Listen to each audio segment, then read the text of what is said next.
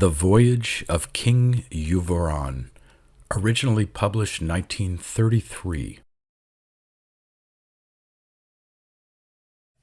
Read by Darrell T. Smith II for my channel, Quasar Spectra.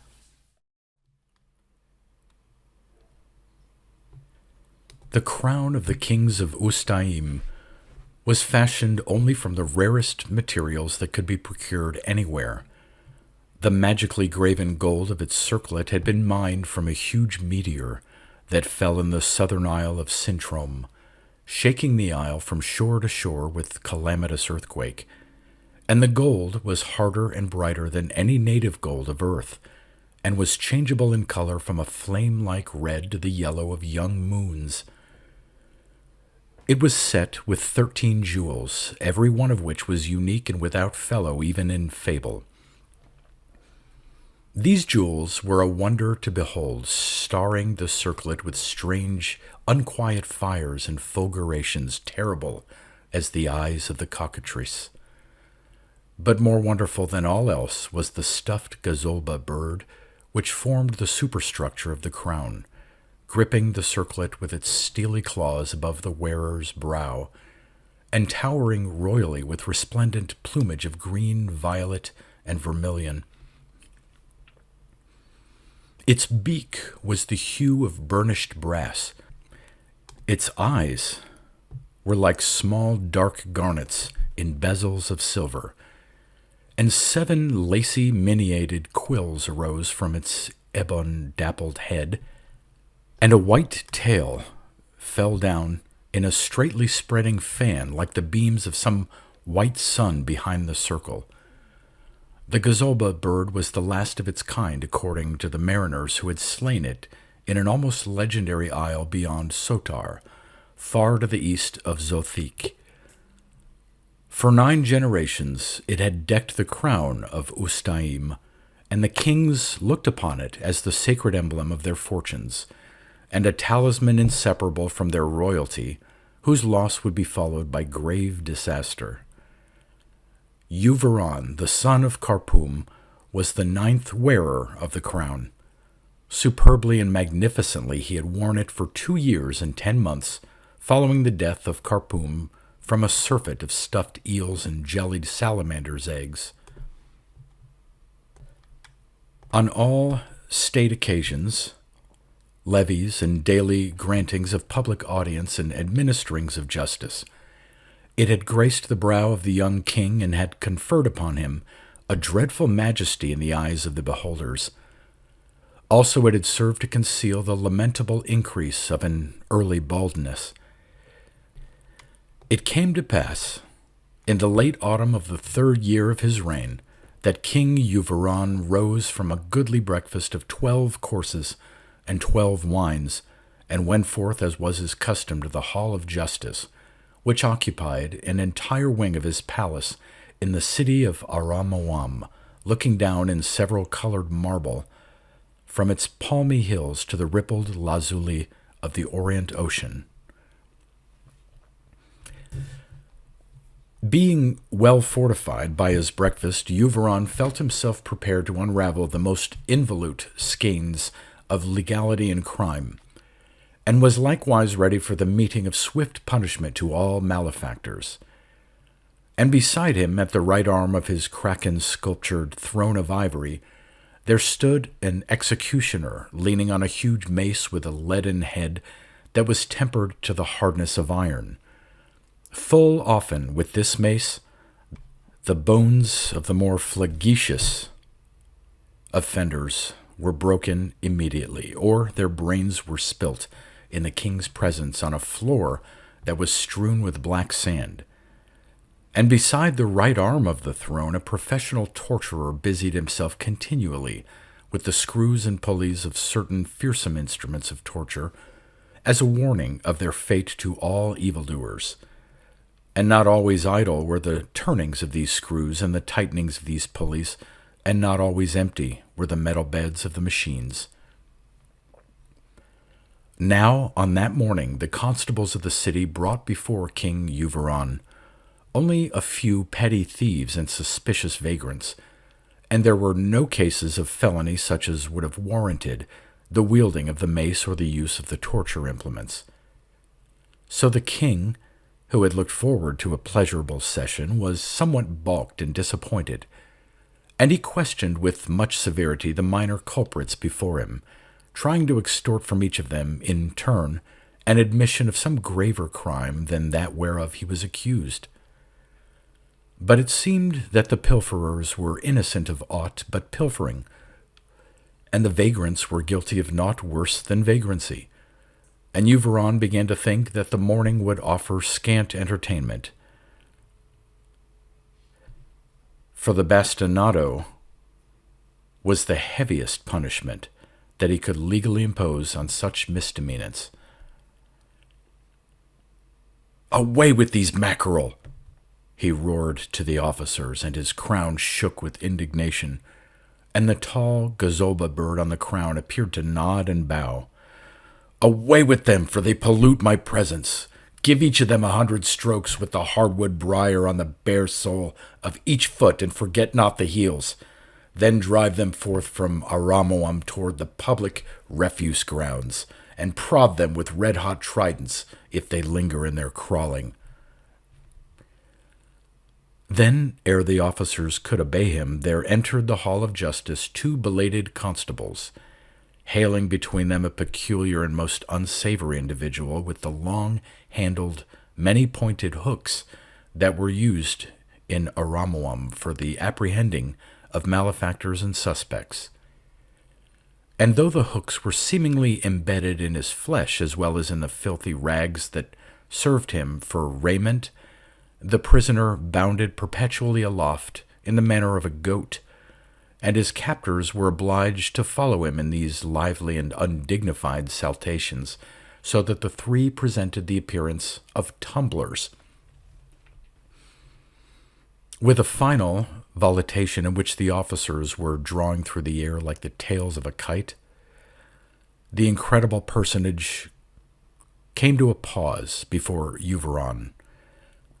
The king regarded him in amazement, blinking rapidly, and was not prepossessed by the singular suppleness with which he louted to the very floor, upsetting the scarce-covered equilibrium of the officers and causing them to sprawl at full length in the royal presence. "Ha! What have we now?" said the king in an ominous voice. "Sire, 'tis another vagabond," replied the breathless officers when they had regained a more respectfully inclined position.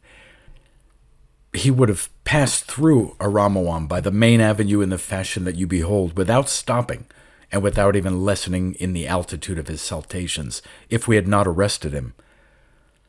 "Such behavior is highly suspicious," growled EUVORAN hopefully. "Prisoner, declare your name, your nativity and occupation, and the infamous crimes of which, beyond doubt, you are guilty." The captive, who was cross-eyed, appeared to regard EUVORAN, the royal mace-wielder, and the royal torturer, and his instruments, all in a single glance.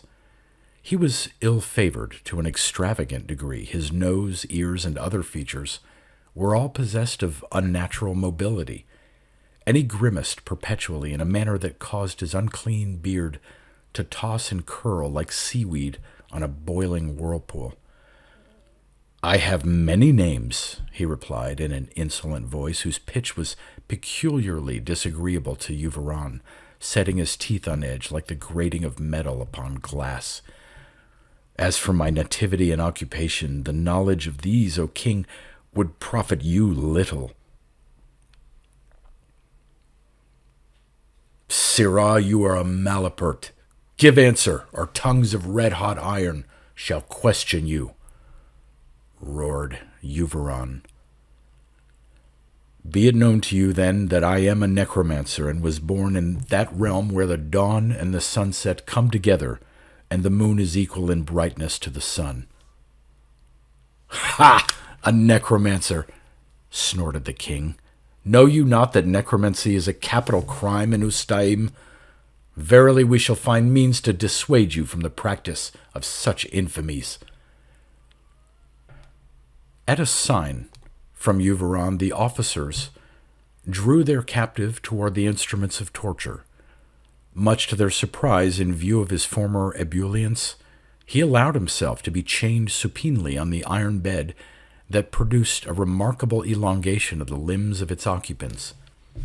The official engineer of these miracles began to work the levers, and the bed lengthened little by little with a surly grating, till it seemed that the prisoner's joints would be torn apart.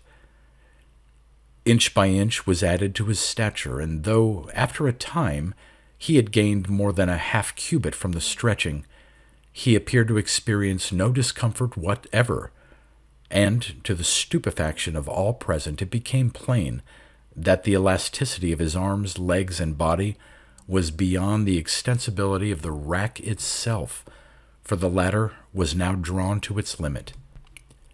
All were silent, viewing this prodigy, and EUVORAN rose from his seat and went over to the rack, as if doubtful of his own eyes that testified to a thing so enormous.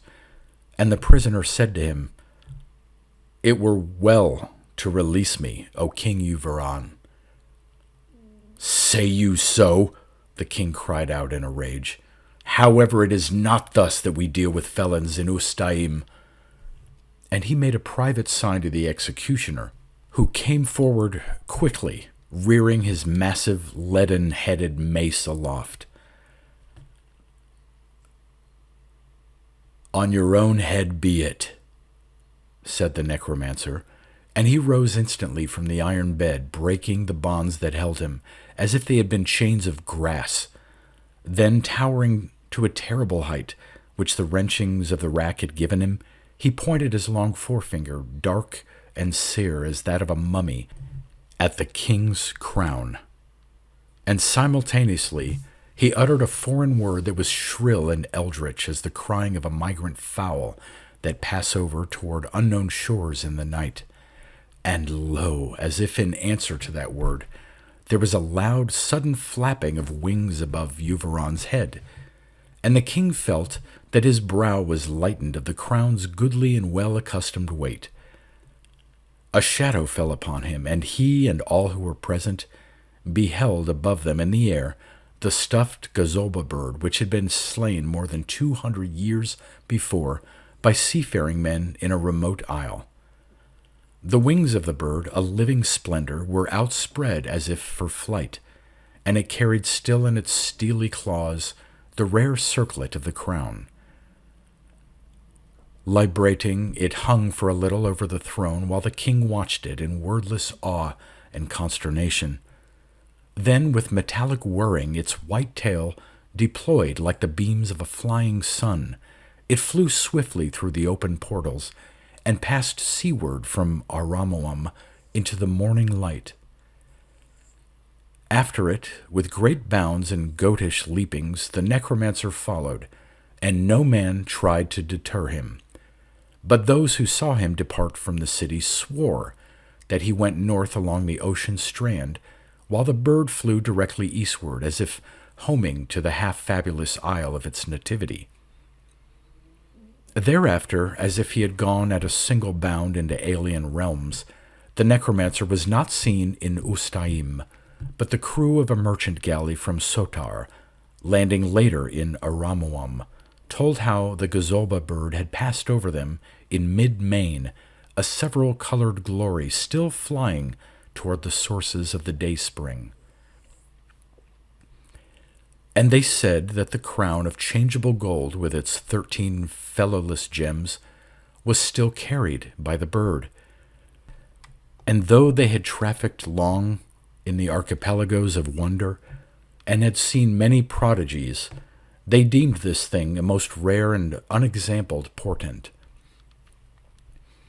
King EUVORAN, so strangely reft of that avian headgear, with his baldness rudely bared to the gaze of thieves and vagrants in the hall of justice, was as one on whom the gods have sent down a sudden bolt.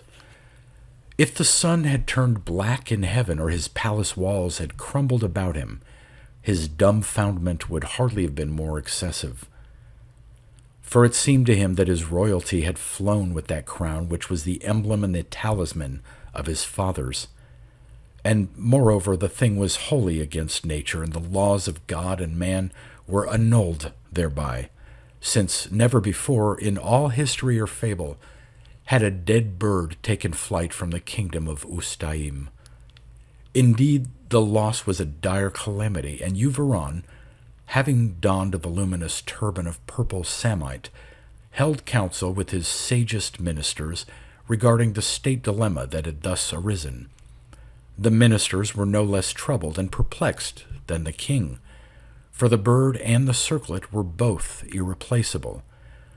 And in the meanwhile the rumor of this misfortune was borne abroad through Ustaim, and the land became filled with lamentable doubt and confusion, and some of the people began to murmur covertly against EUVORAN, saying that no man could be the rightful ruler of that country without the Gazolba crown. Then, as was the custom of the kings in a time of national exigence, EUVORAN repaired to the temple in which dwelt the god Geol, who was a terrestrial god and the chief deity of Aramuam.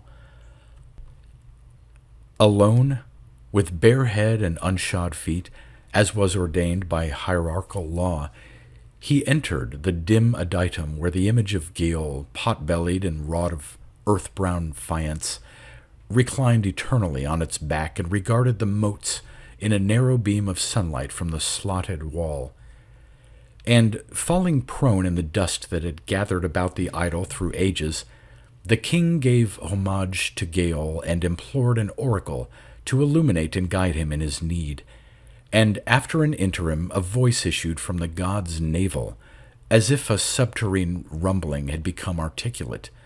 And the voice said to King EUVORAN, "Go forth and seek the Gazolba in those isles that lie beneath the orient sun. There, O king, on the far coasts of dawn, thou shalt again behold the living bird which is the symbol and the fortune of thy destiny, and there with thine own hand thou shalt slay the bird."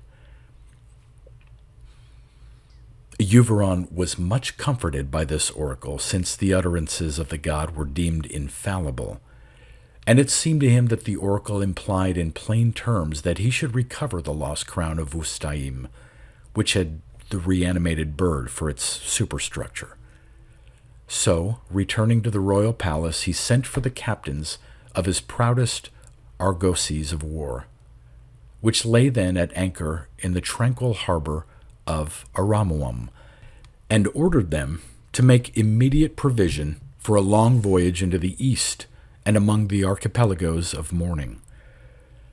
When all was made ready, King EUVORAN went aboard the flagship of the fleet, which was a towering quadrireme with oars of beefwood and sails of stout woven byssus dyed in a yellowish scarlet, and a long gonfalon at the masthead bearing the Gazolba bird in its natural colors on a field of heavenly cobalt.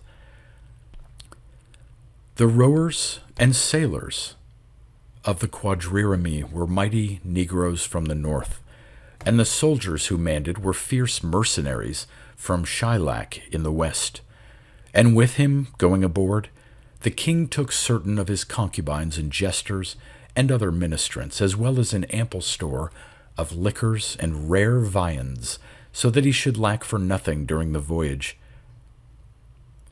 And, mindful of the prophecy of Geol, the king armed himself with a long bow and a quiver filled with parrot-feathered arrows, and he also carried a sling of lion leather and a blowgun of black bamboo, from which tiny poisoned darts were discharged. It seemed that the gods favored the voyage, for a wind blew strongly from the west on the morning of departure, and the fleet, which numbered 15 vessels, was borne with bellying sails toward the sea-risen sun.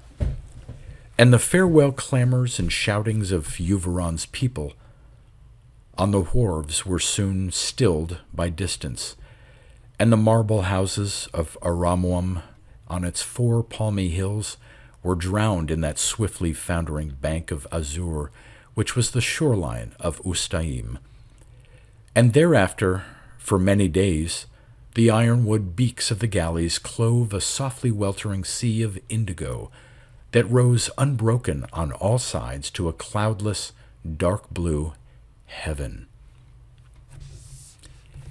Trusting in the oracle of Geol, that earthen god who had never failed his fathers, the king made merry as was his wont, and reclining beneath a saffron canopy on the poop of the quadrireme, he swilled from an emerald beaker the wines and brandies that had lain in his palace vaults, storing the warmth of elder, ardent suns whereon oblivion's black rime was fallen. And he laughed at the ribaldries of his fools and unquenchable ancient bawdries that had won the laughter of other kings in the sea-lost continents of yore. And his women diverted him with harlotries that were older than Rome or Atlantis, and ever he kept at hand, beside his couch, the weapons wherewith he hoped to hunt and slay again the gazolba bird according to the oracle of Geol.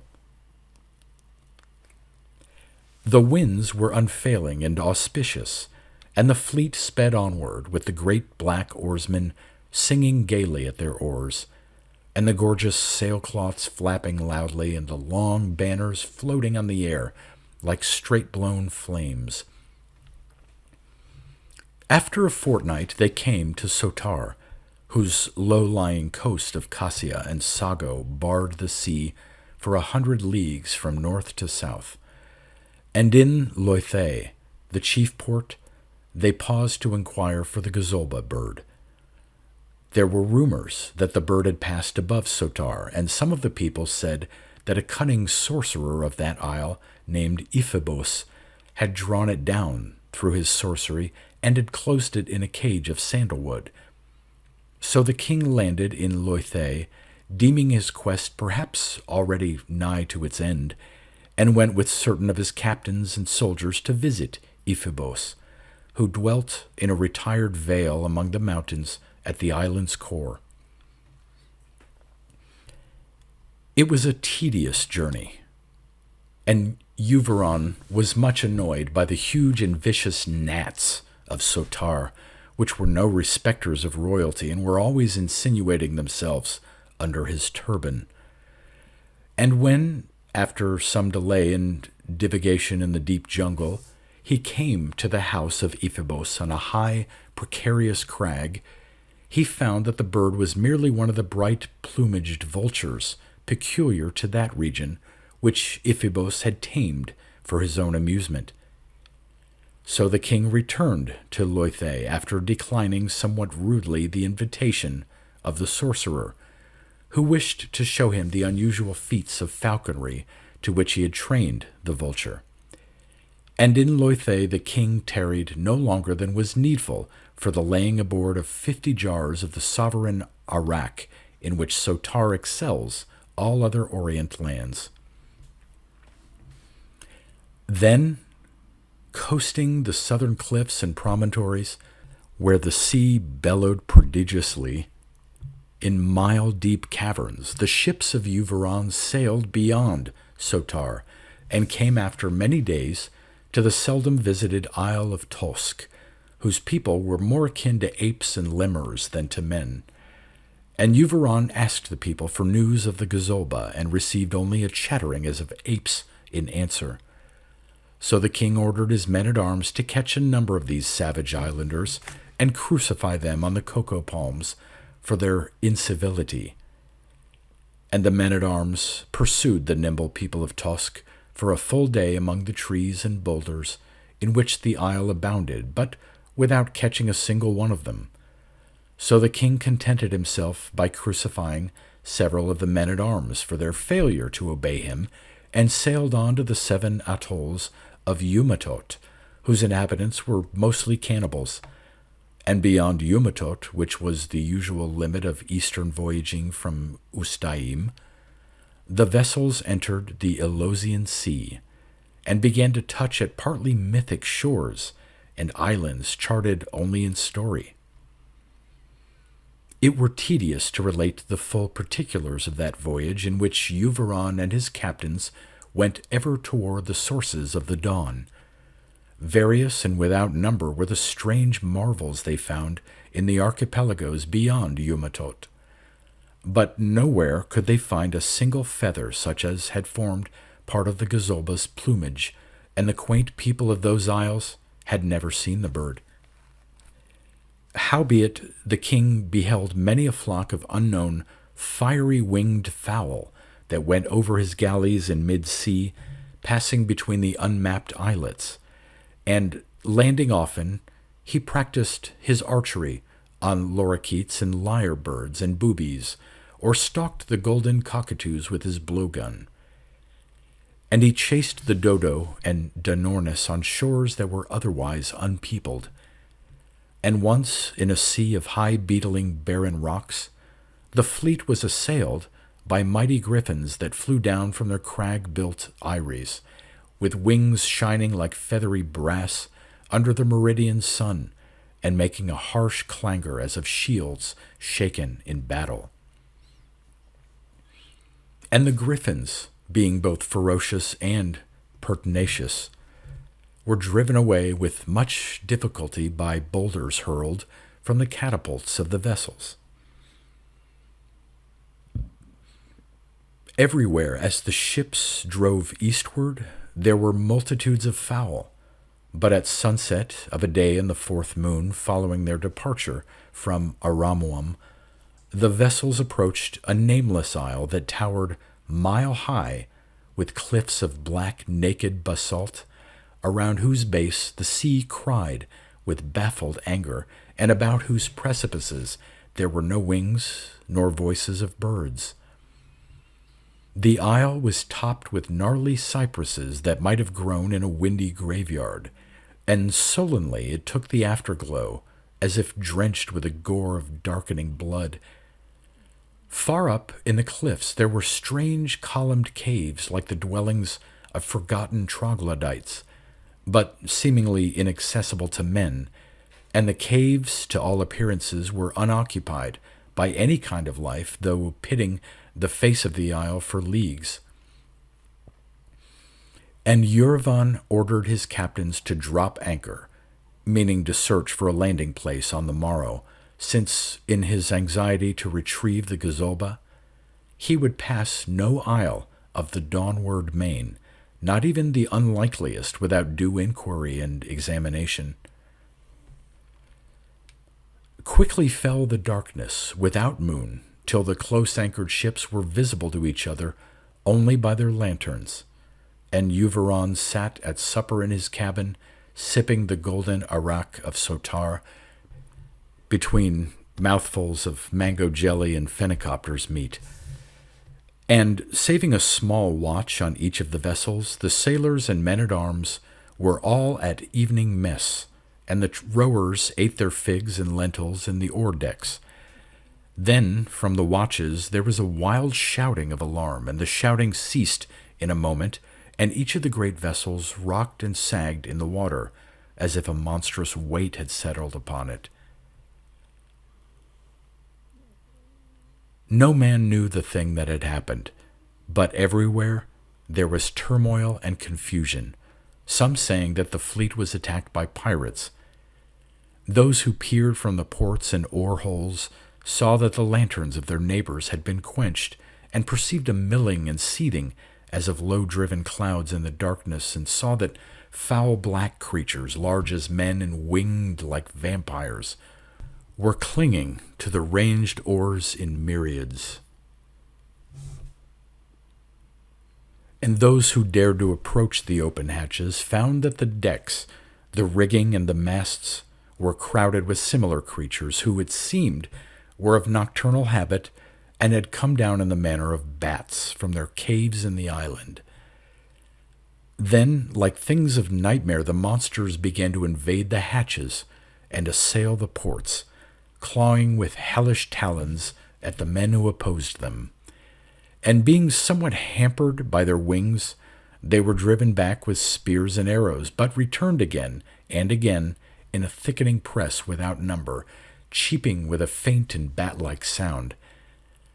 It was plain that they were vampires, for whenever they had dragged a man down, as many of them as could gain mouth-hold would fasten upon him incontinently, and suck his blood till little more remained than a skinful of bones. The upper ore decks, being half open to the sky, were quickly usurped, and their crews were overcome with a hideous swarming, and the rowers in the orlops cried that the sea water was pouring in through their oar holes as the ships sank deeper beneath an ever-gathering weight. All night at the ports and hatches the men of EUVORAN fought the vampires, taking turn in shifts when they wearied.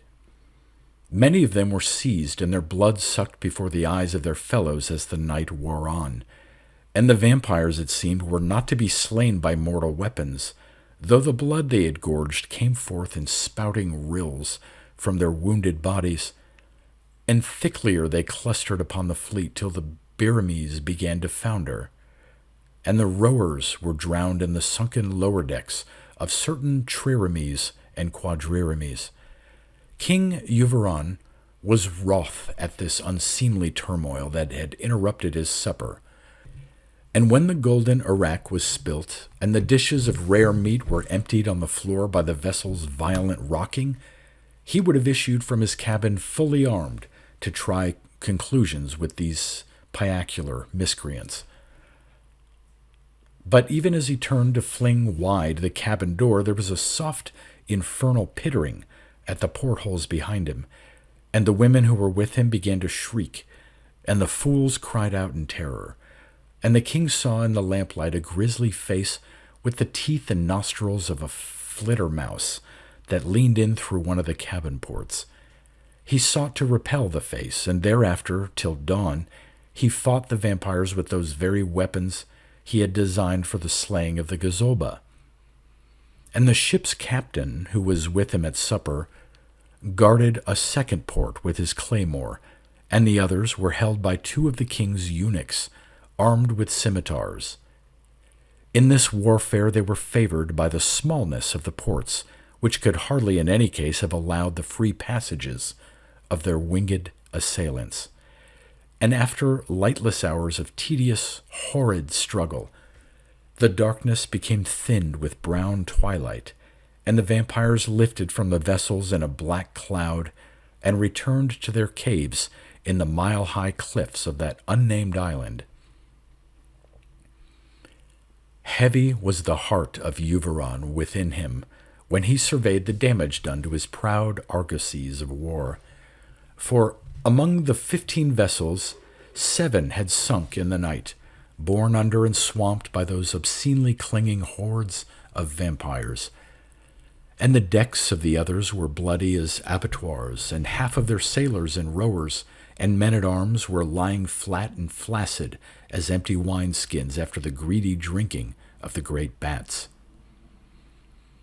And the sails and banners were shredded into rags, and everywhere from beak to rudder of EUVORAN's galleys there was the stain and reek of a Stymphalian foulness, so lest another Eve should find them within wing-shot of that accursed isle, the king ordered his remaining captains to weigh anchor, and the other ships, with sea-water still awash in their orlops, and some with drowned rowers still at the oars of their nether banks, drew slowly and heavily to eastward till the pitted walls of the isle began to sink beneath the main.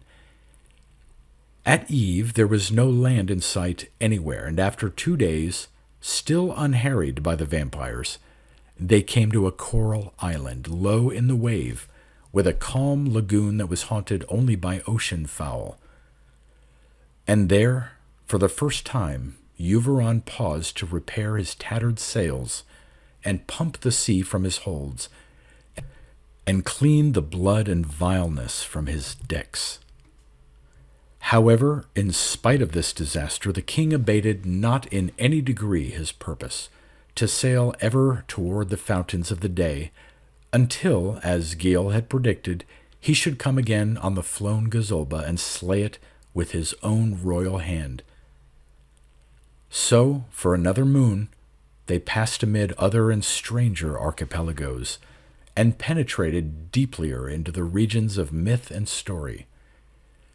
Bravely they drove into mornings of amaranth crossed by gilded lorries, and noontides of darkly ardent sapphire where the rose flamingos went before them to lost in violet strands.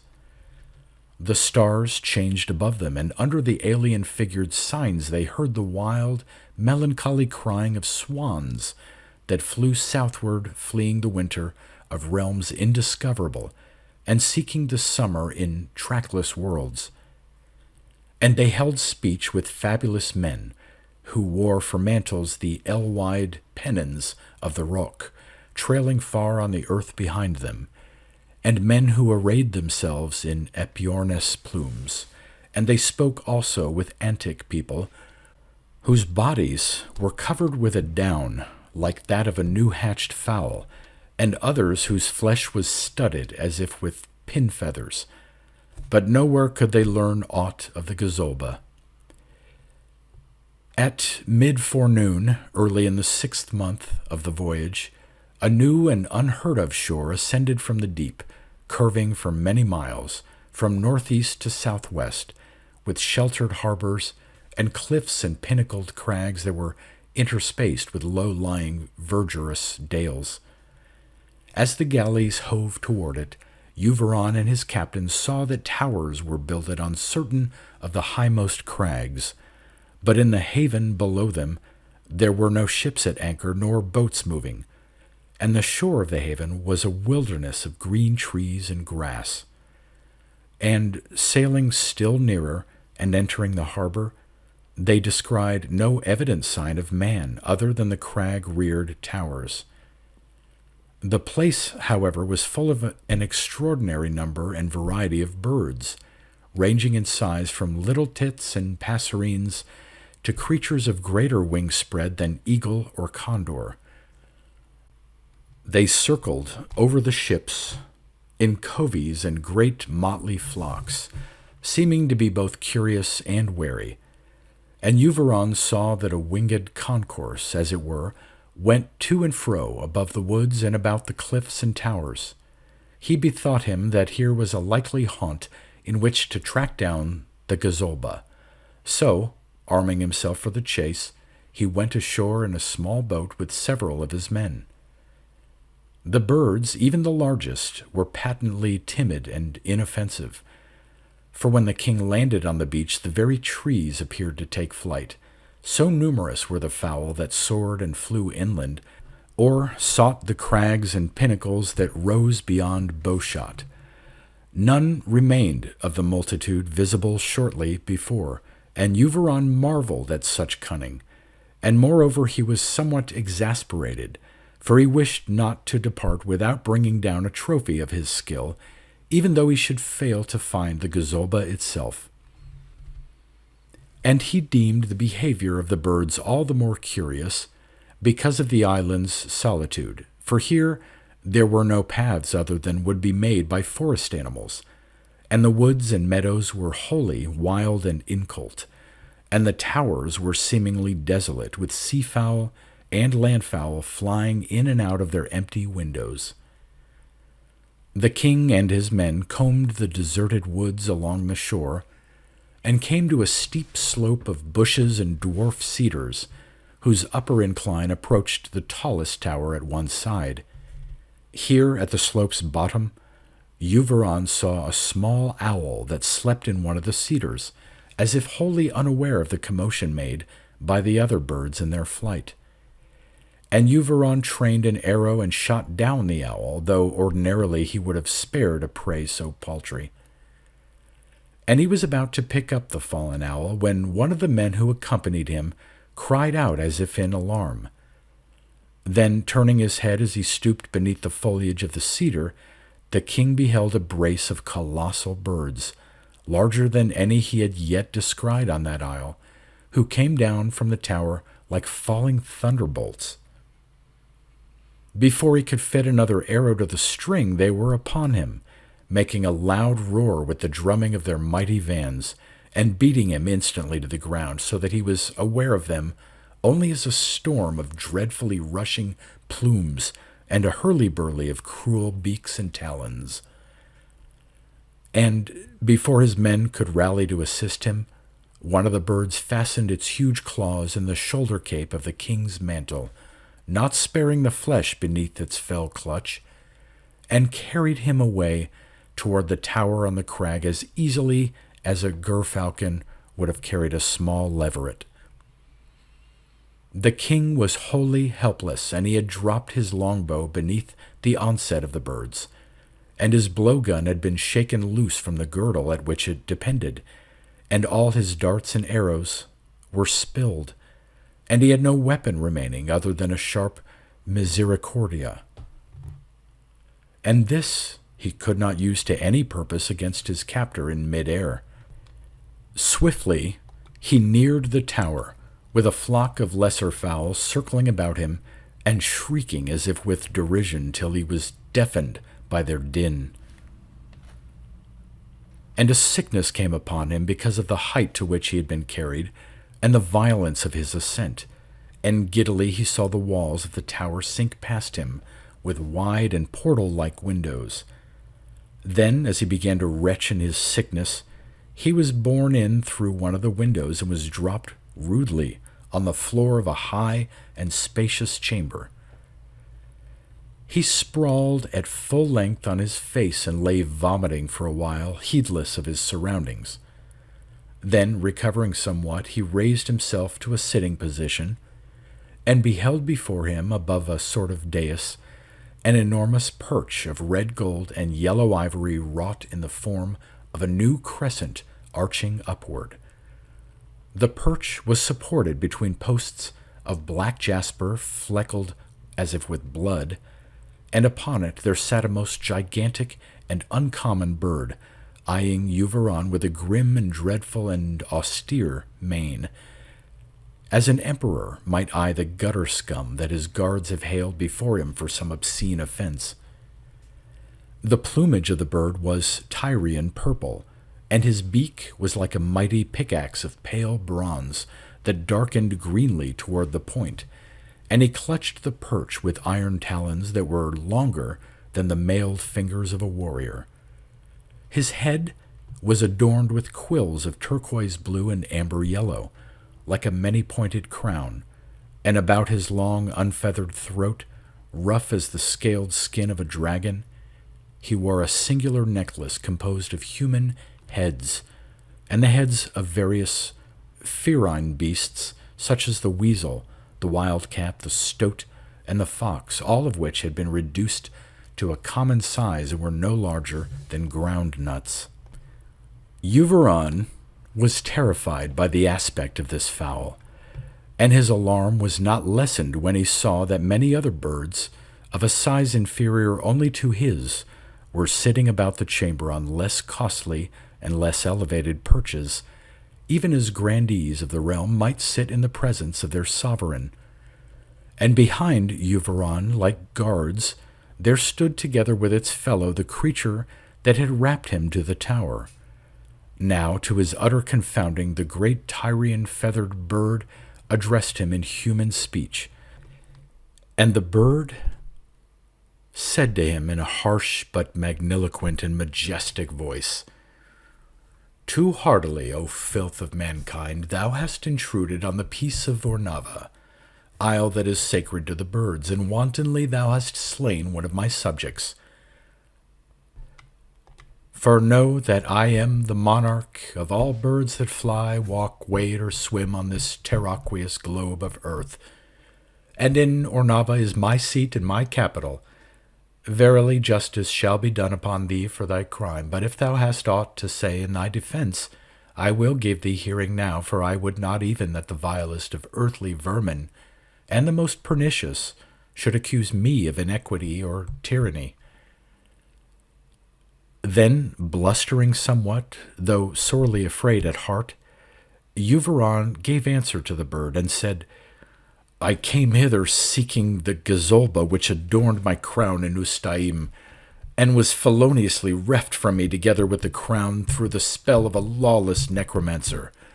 And know that I am EUVORAN, king of Ustaim, and I bow me to no bird, not even the mightiest of that species." Thereat the ruler of the birds, as if amazed and more indignant than before, made question of EUVORAN and interrogated him sharply concerning the gazolba.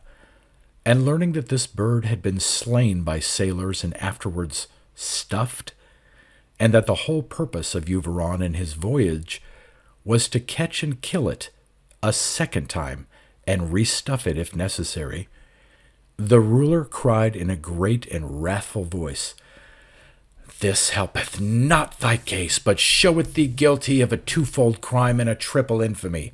For thou hast owned a most abominable thing, and one that subverteth nature. In this my tower, as is right and proper, I keep the bodies of men that my taxidermists have stuffed for me, but truly it is not allowable nor sufferable that man should do thus to birds.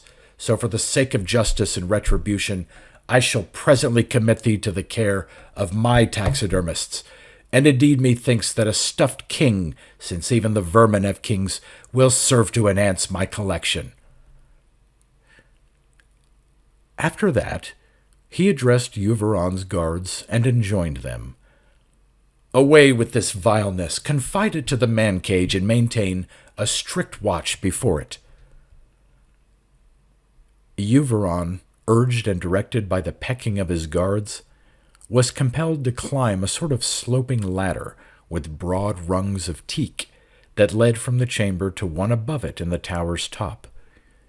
In the center of this room there was a bamboo cage of capacity more than ample for the housing of 6 men. The king was driven into the cage, and the birds bolted the door upon him with their claws, which seemed to have the deftness of fingers. Thereafter one of them remained beside the cage, eyeing EUVORAN vigilantly through the spaces of the bars, and the other flew away through a great window and did not return. The king sat down on a litter of straw, since the cage contained no better provision for his comfort. Despair was heavy upon him, and it seemed that his plight was both dreadful and ignominious, and sorely was he astonished that a bird should speak with human speech, insulting and reviling humankind, and he deemed it an equally monstrous thing that a bird should dwell in royal state, with servitors to do his will, and the pomp and power of a king. And, pondering these unholy prodigies, EUVORAN waited for his doom in the man-cage, and after a while water and raw grain were brought to him in earthen vessels, but he could not eat the grain. And still later, as the day drew toward afternoon, he heard a shouting of men and a shrieking of birds below the tower, and above these noises anon there were clashings as of weapons and thuddings as of boulders loosened from the crag. So EUVORAN knew that his sailors and soldiers, having seen him borne into captivity in the tower, were assailing the place in an effort to succor him. And the noises waxed, mounting to a most tremendous and atrocious din, and there were cries as of people mortally wounded, and a vengeful shrilling as of harpies in battle. Then, presently, the clamor ebbed away, and the shoutings grew faint, and EUVORAN knew that his men had failed to take the tower, and hope waned within him, dying in a darker murk of despair. So the afternoon went over, declining seaward, and the sun touched EUVORAN with its level beams through a western window, and colored the bars of his cage with a mockery of gold. Presently the light flowed from the room, and after a while the twilight rose, weaving a tremulous phantom web on the pale air. And between the sunset and the darkness, a night guard came in to relieve the day-flying fowl who warded the captive king. The newcomer was a nyctalops with glowing yellow eyes, and he stood taller than EUVORAN himself, and was formed and feathered somewhat in the burly fashion of an owl, and he had the stout legs of a megapode. EUVORAN was uncomfortably aware of the bird's eyes, which burned upon him with a brighter bale as the dusk deepened. Hardly could he sustain that ever-vigilant scrutiny, but anon the moon rose, being but little past the full, and poured a spectral quicksilver into the room, and paled the eyes of the bird, and EUVORAN conceived a desperate plan.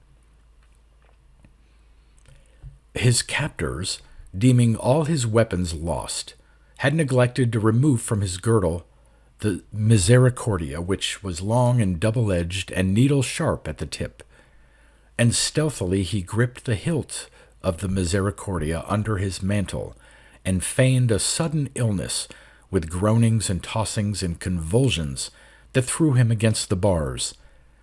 And, even as he had schemed, the great Nyctalops came nearer, curious to learn what ailed the king, and, stooping, he leaned his owl-like head between the bars above EUVORAN, and the king, pretending a more violent convulsion, drew the Misericordia from its sheath and struck quickly at the outstretched throat of the bird. Shrewdly the thrust went home, piercing the deepest veins, and the squawking of the bird was choked by his own blood, and he fell, flapping noisily, so that EUVORAN feared that all the occupants of the tower would be awakened by the sound. But it seemed that his fears were bootless, for none came to the chamber, and soon the flappings ceased, and the Nyctalops lay still in a great heap of ruffled feathers.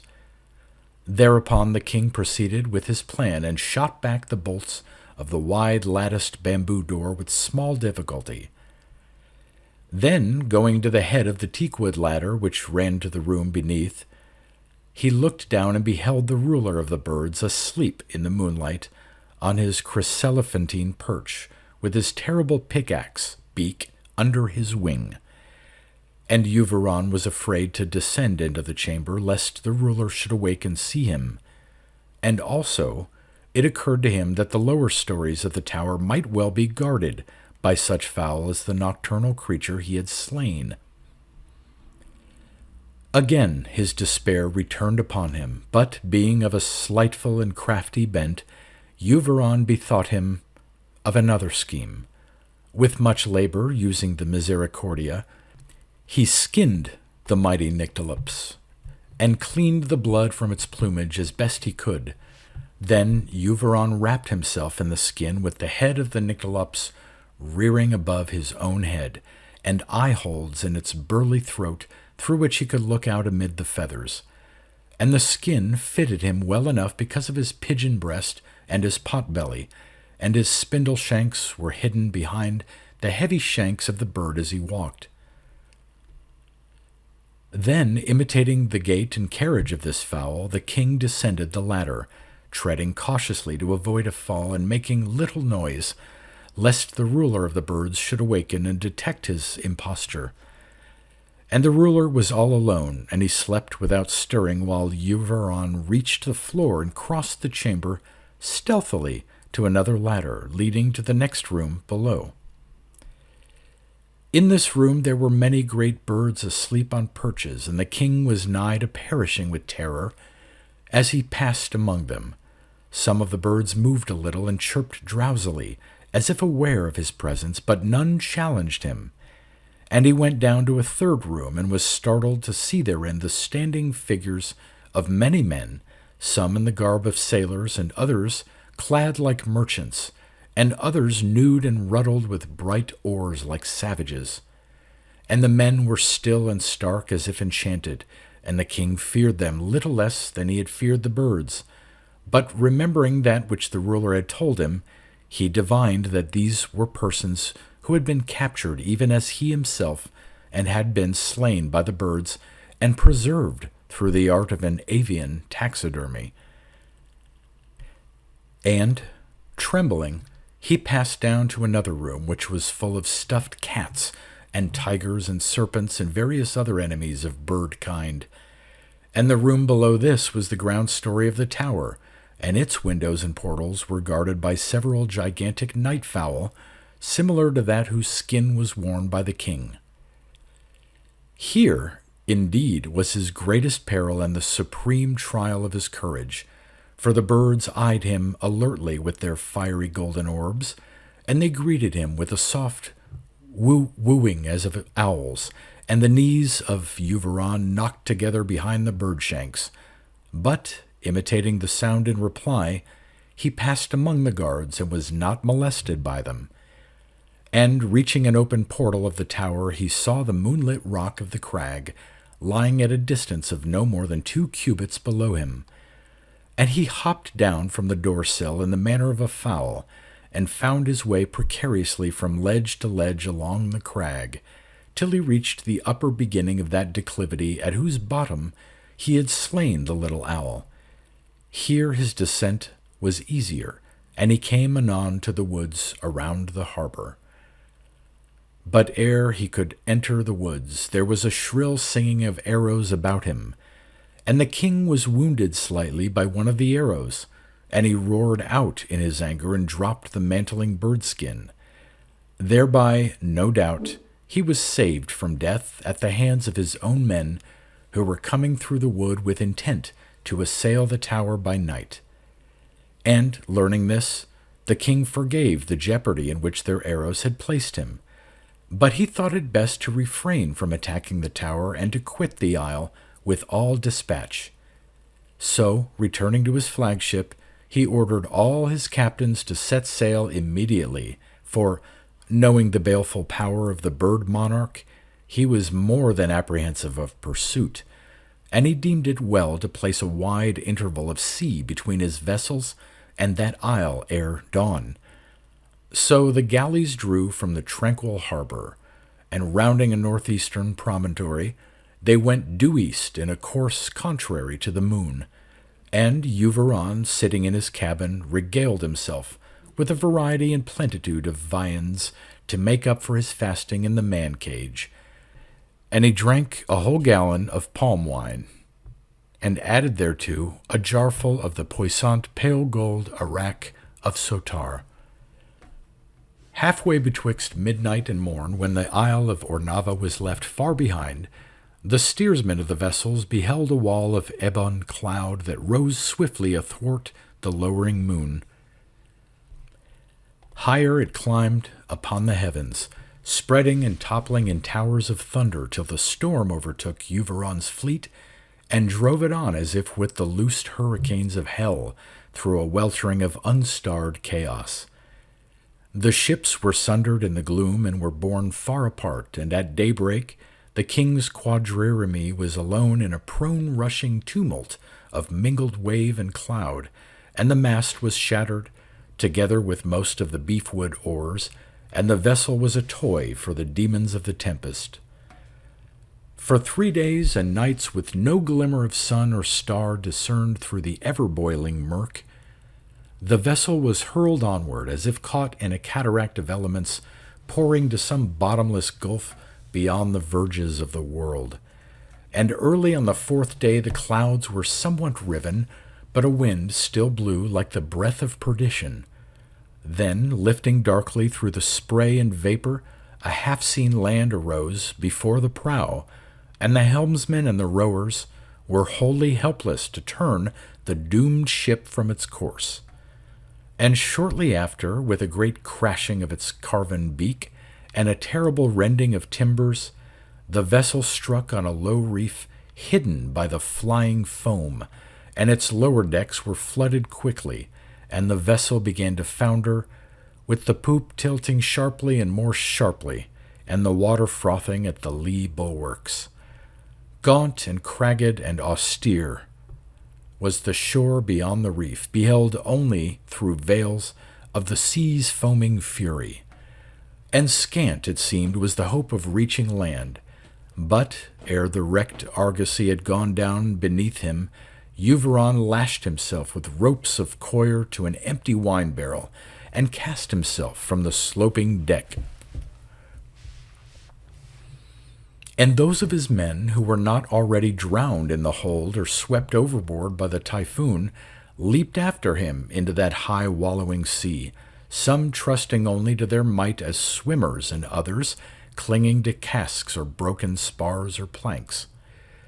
And most were drawn under in the seething maelstroms or were beaten to death on the rocks, and of all the ship's company the king alone survived and was cast ashore with the breath of life unquenched within him by that bitter sea. Half drowned and senseless, he lay where the surf had spewed him on a shelving beach. Soon the gale forgot its violence, and the billows came in with falling crests, and the clouds went over in a rack of pearl, and the sun, climbing above the rocks, shone down upon EUVORAN from a deep immaculate azure. And the king, still dazed from the buffeting rudeness of the sea, heard dimly as if in a dream the shrilling of an unknown bird. Then, opening his eyes, he beheld betwixt himself and the sun, librating on spread wings, that various-colored glory of plumes and feathers which he knew as the gazolba. Crying again with a voice that was harsh and shrill as that of the peafowl, the bird hung above him for a moment and then flew inland through a rift among the crags.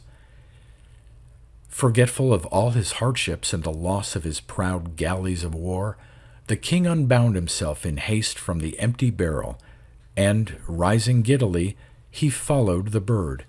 And, though he was now weaponless, it seemed to him that the fulfillment of the oracle of Geol was at hand, and hopefully he armed himself with a great cudgel of driftwood, and gathered heavy pebbles from the beach as he pursued the gazolba. Beyond the cleft in the high and rugged crags, he found a sheltered valley with quiet flowing springs and woods of exotic leaf and fragrant orient shrubs in blossom.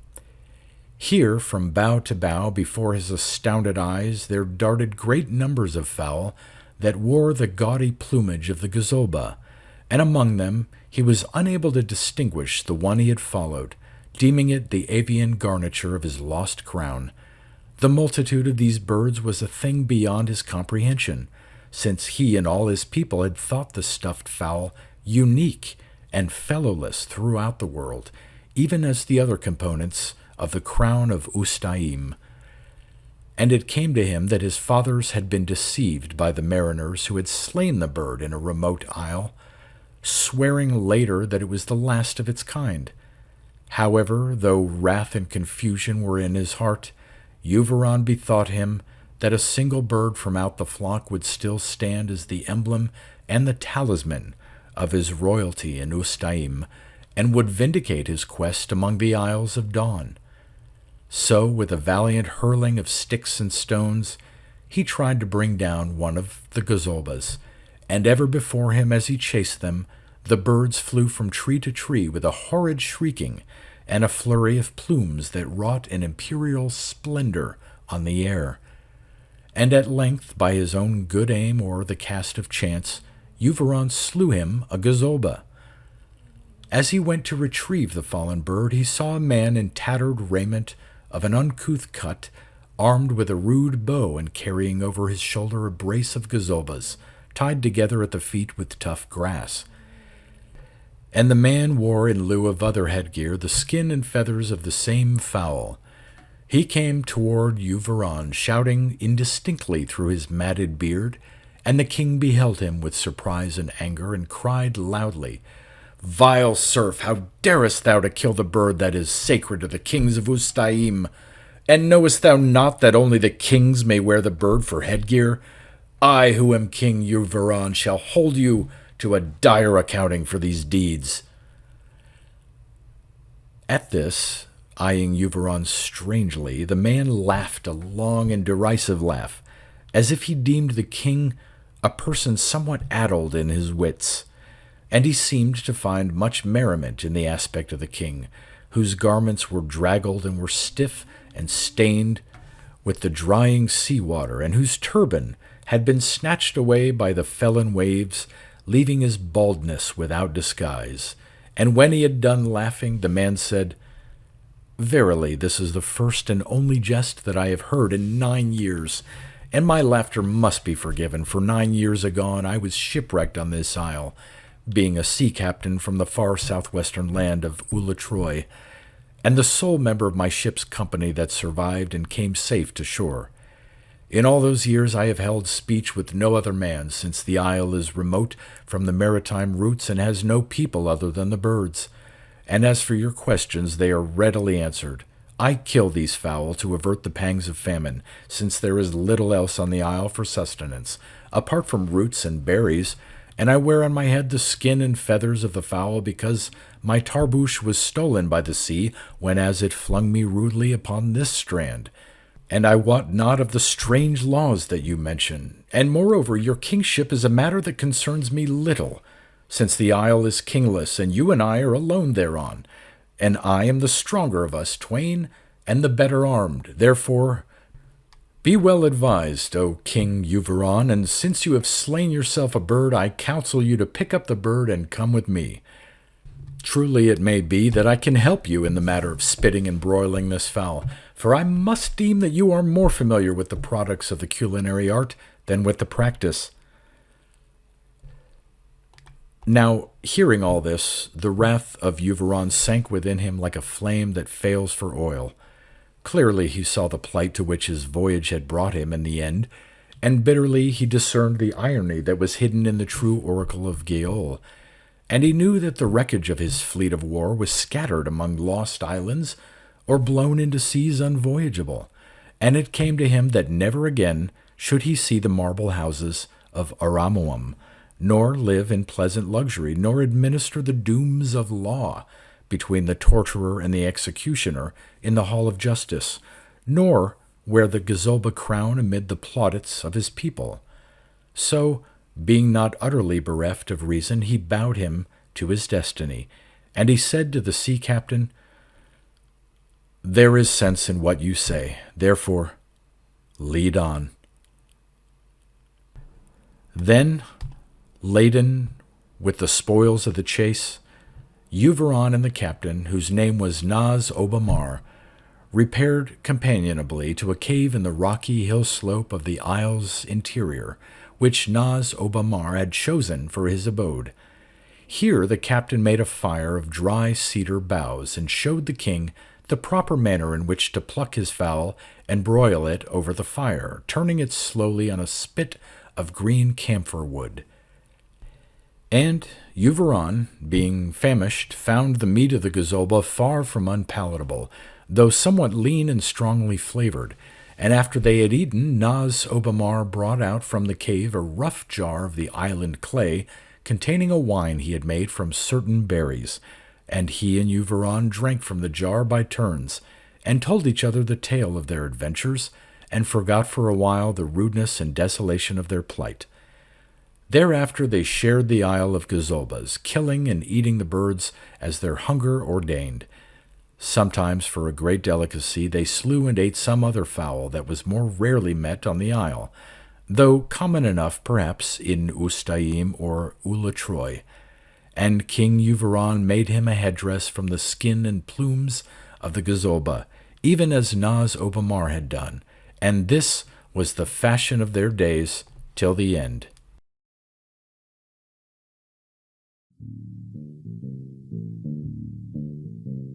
You've been listening to pre-1990s speculative fiction readings with a highlight on science fiction by Darrell T. Smith II. Please consider clicking the donation link in the description box. Thank you so much for your time and your imagination.